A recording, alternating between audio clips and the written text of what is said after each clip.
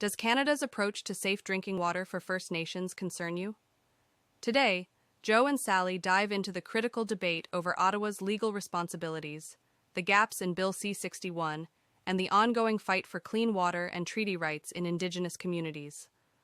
We rise up strong and bold, our voices heard, our stories told. All right, I gotta say that Timely Trends and News theme song really gets me going. Yeah. Something about the acoustic guitar and those vocals just sets the mood to dig into these important issues. important issues. Exactly. And today we are diving deep into a situation that has been impacting lives for way too long. For sure. The water advisories in First Nations communities all across Canada. Yeah. It's a complex issue with a very long history. There's so many layers to unpack here. Yeah. You know, everything from legal settlements to new proposed legislation. It even brings up questions about fundamental treaty rights and self-determination. Absolutely. And I know you've been following this issue very closely. So let's start with some recent news coming out of Alberta. Okay. The Alexander First Nation just got added to a list of communities eligible for compensation. Yeah. Because they had to live under a long-term drinking water advisory. Right. What can you tell us about their situation? Well, for over 4 years, from 2017 to 2021, the people of Alexander First Nation couldn't trust that they had safe water coming from their taps. Wow. Like, can you imagine not being able to trust that you can just turn on the faucet and get a glass of water or to cook a meal? It's a reality that so many First Nations communities have had to face, and this is just one example of many in Alberta alone. It's just heartbreaking to think about what this has done to families, especially the kids growing up in these communities. Yeah. I understand that this compensation is part of a much larger legal settlement. It is. Yeah. It comes from a class action lawsuit that was settled back in 2021. Okay. Total settlement was a massive $8 billion, and it covers a whole bunch of different First Nations that had to take legal action against the federal government because the government failed to make sure that there was safe drinking water on reserves. Wow. This settlement includes individual compensation for people in the impacted communities, and that ranges from $1,300 to $2,000 per year. And that all depends on how severe the advisory was, how long it lasted, how remote the community is. Okay, so it's not just a one-size-fits-all approach. They've tried to take into account how each community has been impacted. But money can only go so far to fix a problem like this. What about the health impacts? Are those being considered as well? Of course. That's a really important part of the settlement. Okay. There's a separate fund of $50 million that is dedicated to helping the people who had health issues because of the contaminated water. Wow. And that's a real reminder. This isn't just about money. It's about real people and their well-being. Absolutely. Right. So it's pretty clear something has to change to stop these situations from happening over and over again. Oh. And this is where Bill C-61 comes in, also known as the First Nations Clean Water Act. Right.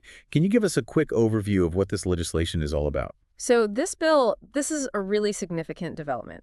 It's currently being reviewed by the House of Commons Standing Committee on Indigenous and Northern Affairs.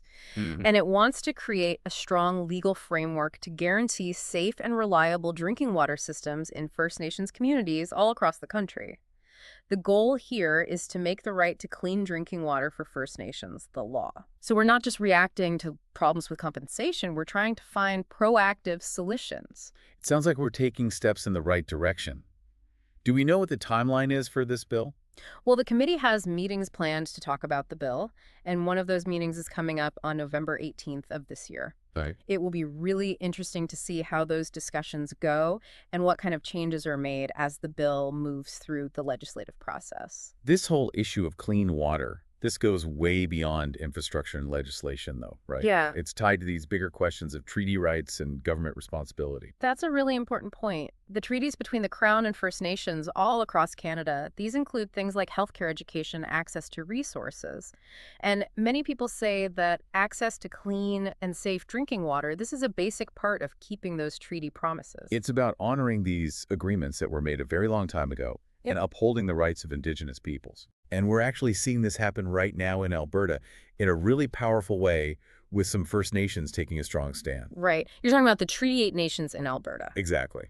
They decided to leave the Assembly of First Nations, the AFN, and the Assembly of Treaty Chiefs, the AOTC. They want to be able to work with the government more directly on issues about their treaty rights. Right. They believe that these national organizations, they haven't been doing enough to represent their needs and interests. It's a powerful statement about self-determination and taking control of their own destiny. It is, and there's a quote from Alberta's Lieutenant Governor Salma Lakhani that really captures this. Okay. She said, and I'm quoting here, "So as we gather here on traditional Treaty 6 territory, we renew that relationship, rededicating ourselves to the spirit of the treaties and to the essential work of reconciliation." Powerful words. It reminds us that these treaties, they're living enlightenments, and there's a lot of work to be done to achieve reconciliation. So we've got the compensation, the proposed legislation, and this growing movement towards self-determination. Right. But the reality is that this problem of water advisories has been around for a very long time, and the way forward is not clear at all. It's true. Back in 2015, there was this big commitment to eliminate all long-term drinking water advisories by 2021. Right. And that goal was not met. Prime Minister Trudeau admitted that in 2020. And he said that the COVID-19 pandemic and how complex this issue is were some of the factors in that. But the truth is that there are still communities like Neskantaga First Nation in Ontario that have been living under a water advisory for decades.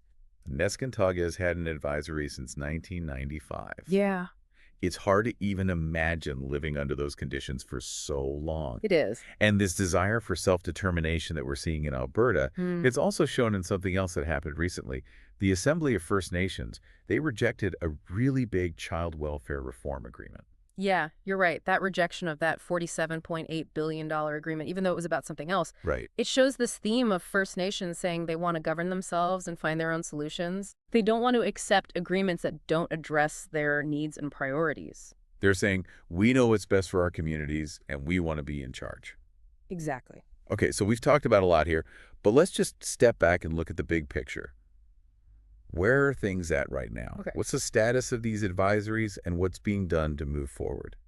So even though that goal of 2021 was missed, there has been some progress. Okay. Some advisories have been lifted, and Indigenous Services Canada, they're working hard to update the data on the current status of drinking water advisories all over the country. Okay. The problem is that those websites that track all this information, they haven't been updated since before the pandemic. Oh, wow. So it's tough to know what the exact situation is right now, Huh. but what we do know is that work is still being done to improve water systems in First Nations communities. As of about a year ago, there were over 440 projects happening across the country. Everything from building brand new water treatment plants to upgrading systems to training people in those communities about water management. So it sounds like we need a multi-pronged approach. Yeah. We need to deal with immediate needs by providing compensation, but also look for those long-term solutions. Right. With legislation like Bill C-61 and helping communities to be in control of their own water systems. Exactly. It's a complex problem that needs a bunch of different answers. And while money is important to address problems that have already happened, the real way forward is recognizing and upholding treaty rights and supporting First Nations as they try to make their own decisions. I think we've done a good job here today of understanding how complex this issue is. Yeah. But what about the future? Where do we go from here? What does the future look like for these communities as they try to deal with all these challenges? That is the big question, and it's something that we're going to talk about more in the next part of our deep dive. We're going to look at potential solutions, see how innovation and technology can help, and talk about what each of us can do to help First Nations communities as they fight for clean water and self-determination. I'm really looking forward to that conversation.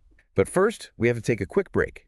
And don't forget, all the sources for this episode are in the description, so you can check those out and learn more about the topics we've been discussing today. Yeah. We'll be back in a bit. Sounds good. It's fascinating how much is going on here.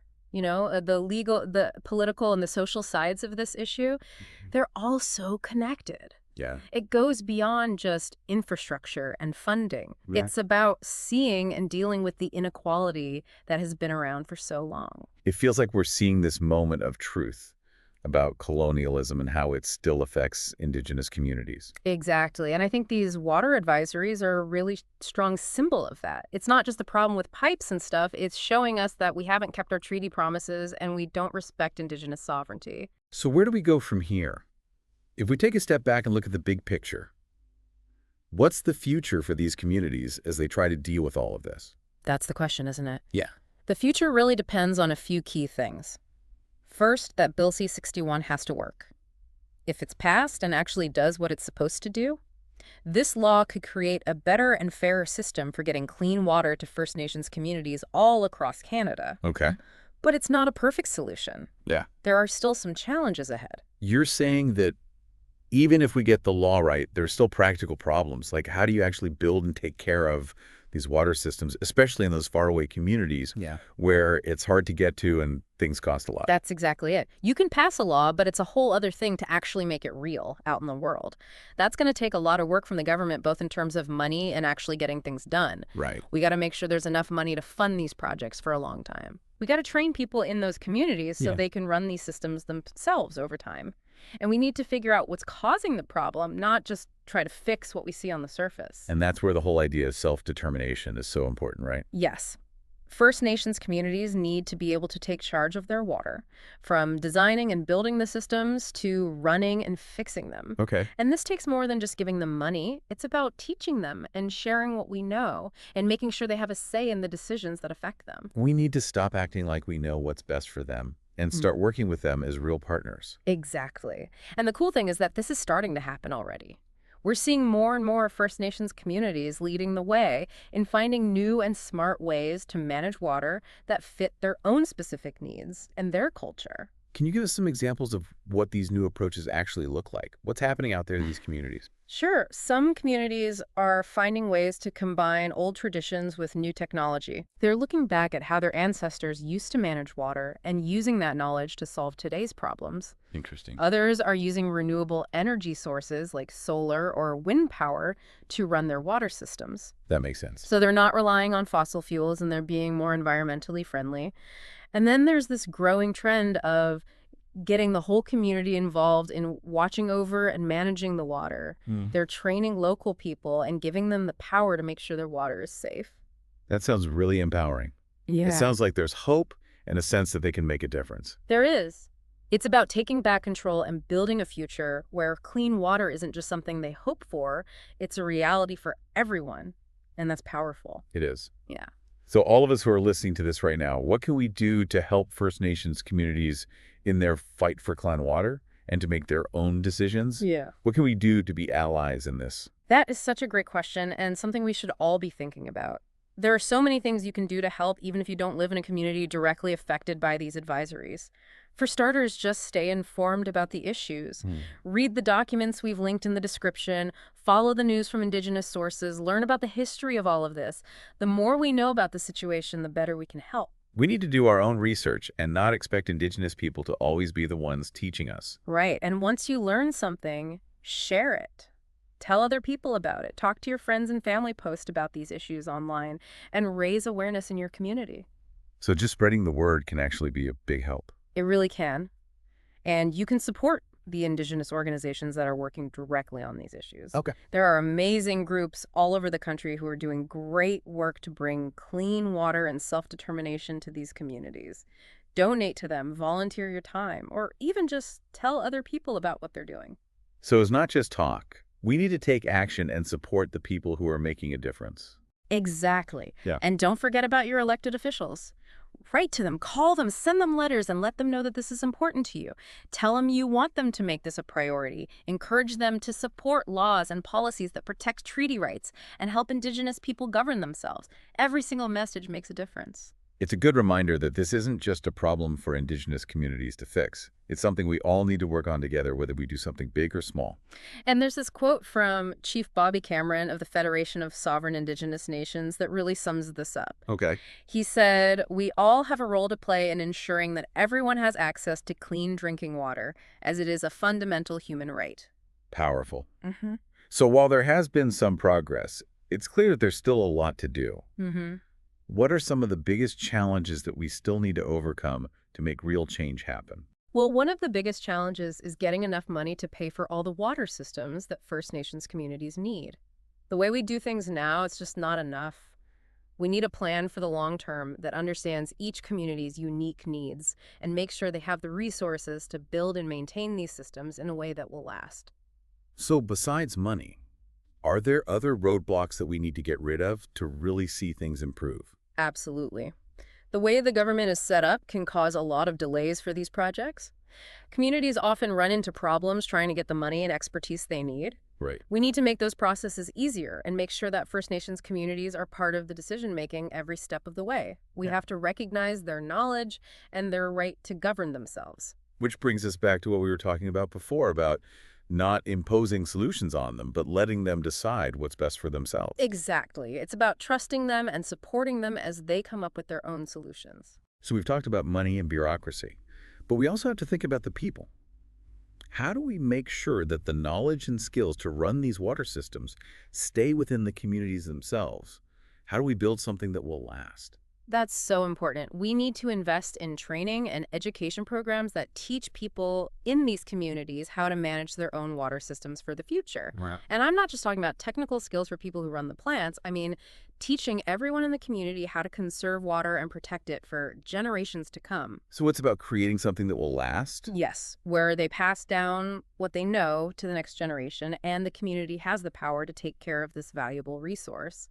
So it's about creating a future where clean water isn't just a promise, it's real. And it's happening because of the laws we make, the decisions we make, and the strength and resilience of First Nations communities. That's it. And I think that's what makes this whole thing so interesting. Despite all these challenges, there's so much creativity and determination in these communities to make a real difference. This has been really eye-opening. Before we move on to the last part of our deep dive, is there anything else we should be paying attention to as this story continues to develop? Keep an eye on what the House of Commons Standing Committee on Indigenous and Northern Affairs is doing. Everything they decide about Bill C-61 is going to be really important in shaping how First Nations communities manage their water in the future. Their next meeting to talk about the bill is on November 18th, and I'm sure there's going to be a lot of discussion and debate about the specifics of the law. And don't forget that this is only one piece of the puzzle. We also need to pay attention to what First Nations leaders and organizations are doing and what they're saying as they keep pushing for change on many different levels. They're the ones who are most affected by this, and their voices are crucial to making progress. Absolutely. And as we've talked about, each one of us has a role to play in supporting them. We can all help to create a fairer and more just future where everyone has clean water. I think this deep dive has given us all a lot to think about.